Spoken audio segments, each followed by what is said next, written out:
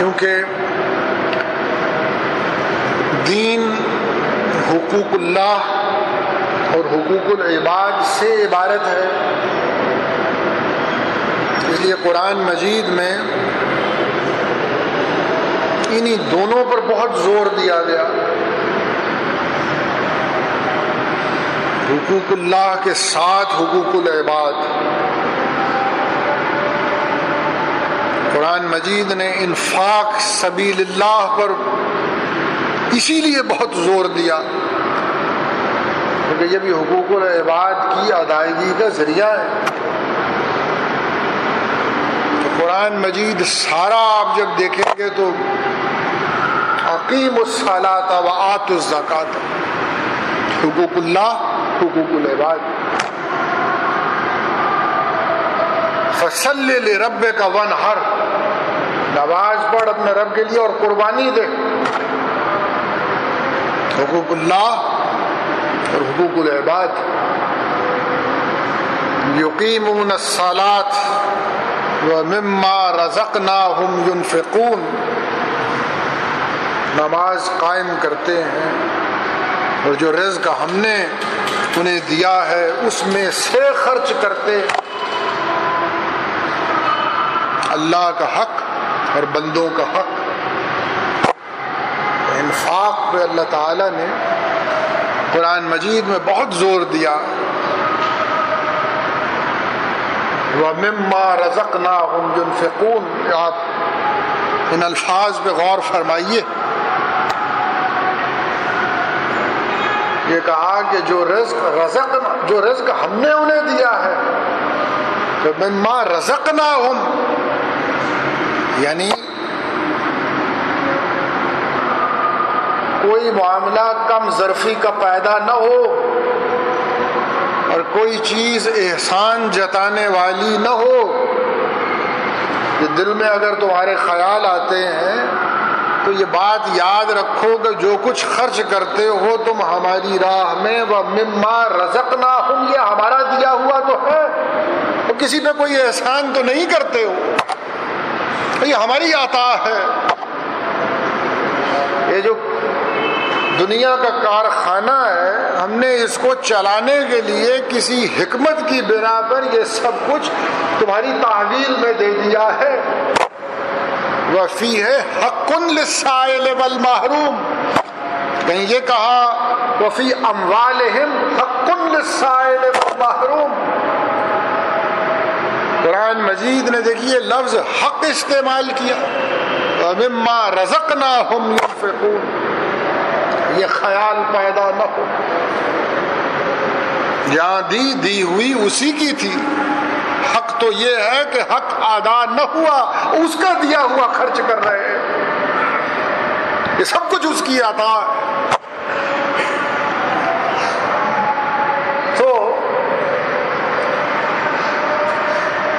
قرآن مجید نے جب یہ کہا کہ انفاق فی سبیل اللہ تو لفظ حق استعمال فرمایا اللہ تعالیٰ، اور اس بات کی وضاحت کے لیے یہ لفظ حق استعمال فرمایا کہ کسی دوسرے کے مرہون منت ہونے کی کوئی بات نہیں ہے، تمہارا کوئی احسان نہیں ہو، یہ تو اس کا حق ہے جو تمہارے پاس ہے، تم اس کو لوٹا رہے ہو. حضور اقدس علیہ الصلوۃ والسلام نے بھی جب یہ فرمایا تو لفظ حق، ان فی المال حقا سوى الزکات، مال میں زکوٰۃ کے سوا بھی حق ہے محروموں کا اور سائلوں کا. تو یہ لفظ اسی لیے استعمال کیا گیا بار بار تاکہ یہ پتہ چل جائے کہ کوئی احسان نہیں کسی دوسرے پہ کر رہا. وَمِمَّا رَزَقْنَاهُمْ يُنْفِقُونَ،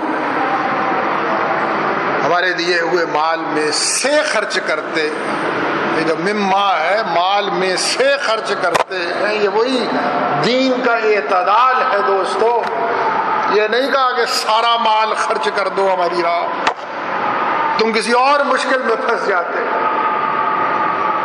پریشان ہوتے رہتے اگر یہ کہہ دیا جاتا سارا مال خرچ کر. کہ سب مزاج اور طبیعتیں تو ایسی نہیں ہوتی اور سب کا توکل اس درجے کا تو نہیں ہوتا، تو یہ اعتدال اس میں سے خرچ کرتے ہیں.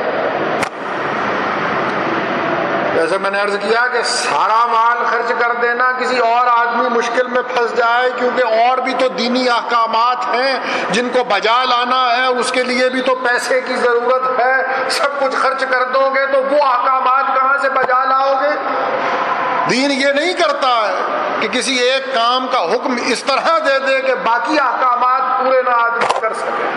اِنَّ لِنَفْسِكَ عَلَيْكَ حَقًّا، تمہارے نفس کا بھی تو حق ہے، اس کے لیے بھی تو تمہیں وسائل چاہیے۔ اِنَّ لِوَلِدِكَ عَلَيْكَ حَقًّا، اولاد کا بھی تو حق ہے، اس کے لیے بھی وسائل چاہیے۔ سب کچھ لگا دو گے تو پھر یہ حقوق کہاں سے ادا ہوں گے؟ وَمِمَّا رَزَقْنَاهُمْ يُنْفِقُونَ، یہ وہ دین کا اعتدال ہے، ہمارے دیے ہوئے مال میں سے خرچ کرنا۔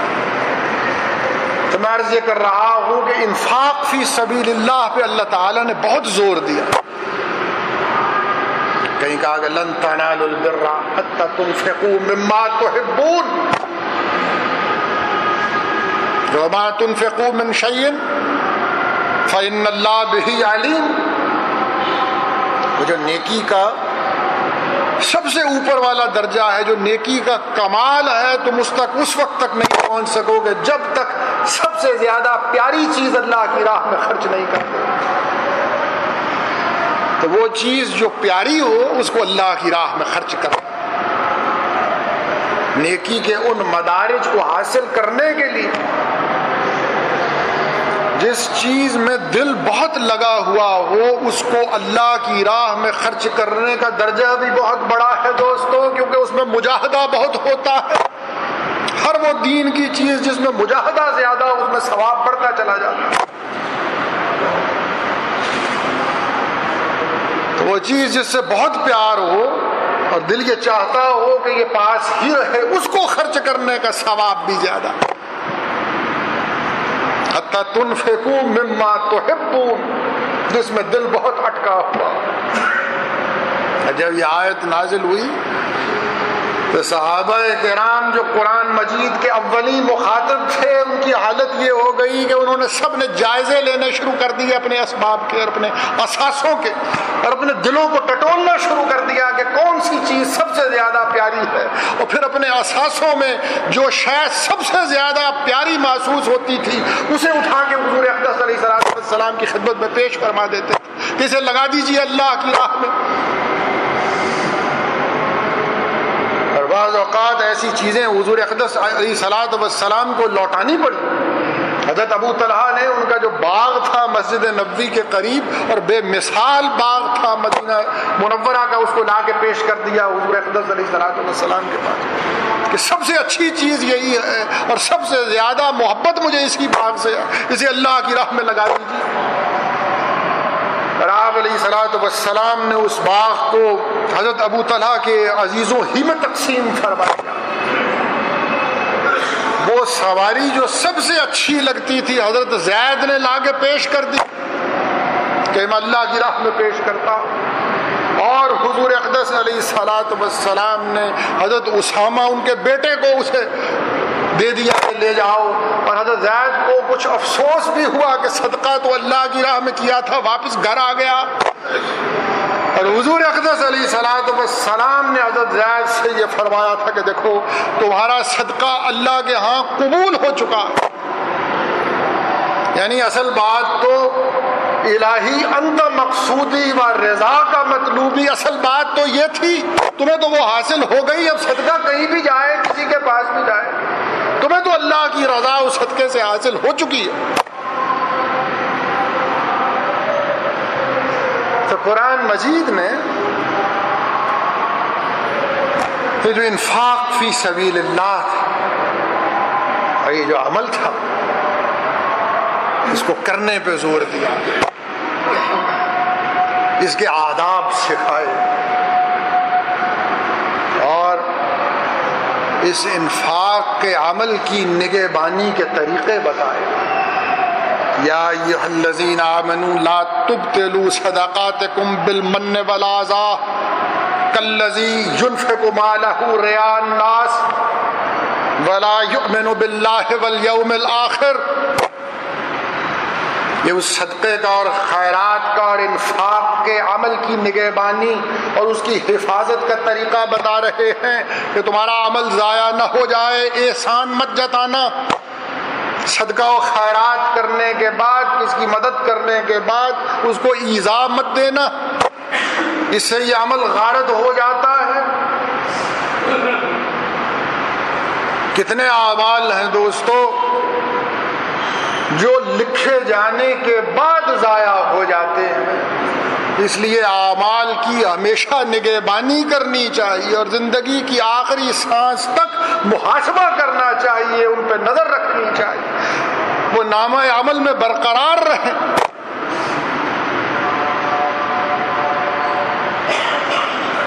کسی معصیت سے کوئی ایک عمل ضائع ہو جاتا ہے، کسی معصیت سے سارا نامہ عمل غارت ہو جاتا ہے۔ حضور اقدس علیہ الصلوۃ والسلام جو سید الاولین و سید الآخرین ہیں، جو حبیب رب العالمین ہیں، جو سرور دنیا و دین ہیں، تو ان کی شان میں ادنا سی گستاخی کر دینے سے ان تحبط اعمالکم وانتم لا تشعرون، اور سارا نامہ عمل تمہارا غارت کر دوں گا، اللہ یہ کہہ رہا ہے۔ تو یہ نامہ عمل جو ہے اس کی حفاظت کرنا، صدقہ و خیرات کے بعد بالمن والعطا کسی پہ احسان مت جتایا کرو، کسی کو تانا مت دیا کرو، یہ مت سمجھو کہ تمہارا غلام ہو گیا ہے، اب صبح شام تمہارے گھر کے چکر لگاتا رہے اور تمہارے سامنے ہاتھ جوڑ کے کھڑا رہے اور تمہاری خدمت میں لگا رہے، کسی کو کام مت کہا کرو، کسی کی تحقیر مت کیا کرو، سب کچھ غارت ہو جائے گا، لا تبطلوا صدقاتکم، وہ باطل ہو جائے گا، ختم ہو جائے گا۔ کالذی ينفق مالہ رئاء الناس، دکھاوے کے لیے مت دیا کرو اللہ کی راہ، ریا کے لیے مت خرچ کیا کرو۔ یہ جو ریا ہے دوستو بڑی گندی بیماری ہے کہ عمل اس لیے کرنا کہ لوگ دیکھ لیں اور اس سے خوشی ہو، اور یہ جو ریا ہے دوستو اس سے خوشی ہو کہ میں اچھا کام کرتا ہوں اور لوگ اس کو دیکھتے ہیں اور اس طرح میری قدر ان کے جی میں پیدا ہو جائے گی، اس کو ریا کہتے ہیں۔ میری پارسائی کی شہرت ہو جائے گی اور لوگ میرے معتقد ہو جائیں گے، اس نیت سے عمل کرنا اس کو ریا کہتے ہیں۔ یہ بڑی گندی بیماری ہے، یعنی یہ نیت جو ہے یہ خود معصیت ہے کہ عین عبادت کے وقت مخلوق پہ نظر ہو دوستو۔ یہ جو عبادت ہے لا مقصود الا اللہ، الہی انت مقصودی و رضا کا مطلوب، اس سے تو اللہ کی رضا مقصود ہونی چاہیے۔ اس میں اگر غیر آ جائے، دوسرا آ جائے، یعنی لوگوں میں میری قدر، لوگوں کو مخلوق آ جائے لوگوں کو دکھانے کے لیے، اور اس میں یہ آ جائے کہ میری قدر ہو، مقصود تو بدل گیا دوستو، اور غیر تو آ گیا۔ اسی لیے ریا کو شرک اصغر کہتے ہیں، کیونکہ ریا کی حقیقت یہی ہے کہ معاملہ بندے اور اللہ کے درمیان نہیں رہتا ہے، بیچ میں کوئی تیسرا آ جاتا ہے، اور جب تیسرا آ جائے اور اسی کو شرک کہتے ہیں۔ کالذی ينفق مالہ رئاء الناس، دکھاوے کے لیے خرچ کرتے۔ میں نے عرض کیا کہ یہ جو بیماری ہے ریا کی، یہ بڑی باریک بیماری ہے، اس کو سمجھنے کے لیے بھی دقت نظر چاہیے۔ بزرگوں کا ایک قول ہے کہ جس طرح کالی رات میں سیاہ پتھر پہ چلتی ہوئی چونٹی کو پکڑنا اور دیکھنا مشکل ہوتا ہے، اور بالکل اسی طرح ریا کو سمجھنا اور پکڑنا بہت مشکل ہوتا ہے۔ اس کے لیے بہت دقت نظر چاہیے، اسی لیے بزرگوں نے اس پہ بہت غور کیا، اس کا تجزیہ کیا اور لوگوں کو سمجھایا کہ دیکھو ریا کیسے کہتے ہیں۔ عمل اس لیے کرنا کہ لوگ دیکھیں، اور جب لوگ دیکھیں تو جی خوش ہو آدمی کا. اس کی مختلف